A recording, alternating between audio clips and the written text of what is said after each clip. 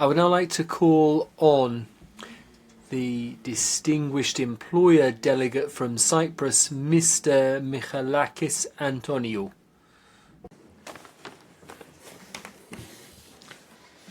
Dear Chairperson, distinguished delegates, dear Oliver, good to see you again. On behalf of the Cyprus Employers and Industrialists Federation, I wish to congratulate the Director General and his office for this year's report titled A Moment of Choice, Harnessing Artificial Intelligence for Decent Work. It is a timely contribution to our collective effort to understand and govern the technology that is rapidly reshaping economies, labour markets and societies.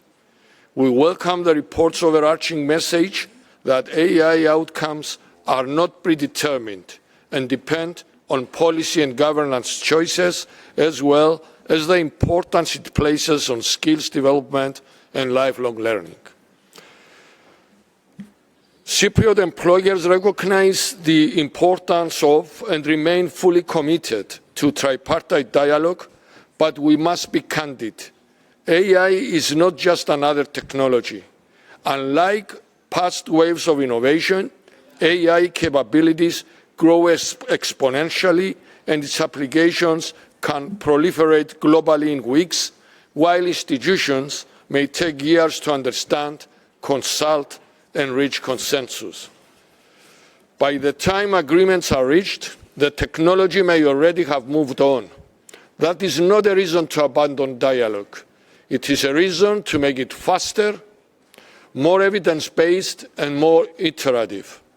A new divide is emerging between those with the infrastructure and the capability to deploy AI and those without, and it may widen further if regulation becomes overly burdensome or fragmented.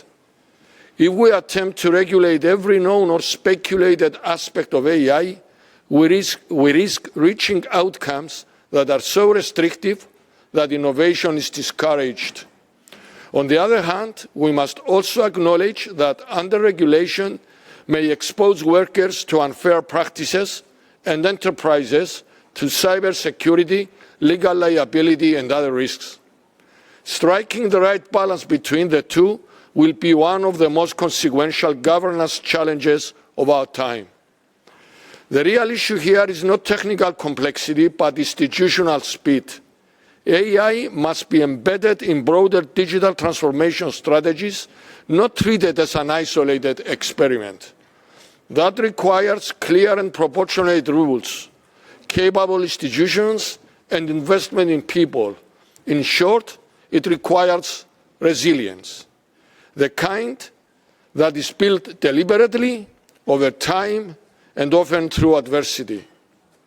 Allow me now to turn to Cyprus, where that resilience has been learned the hard way, by overcoming crisis after crisis, whether born of war in the neighbourhood or financial turmoil.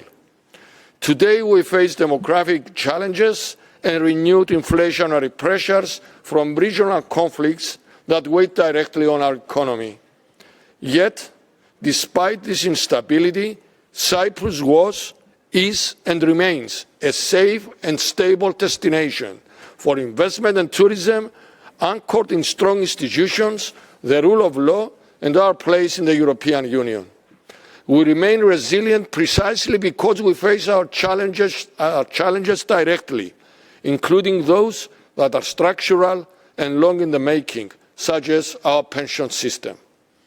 For Cypriot employers, two messages are central.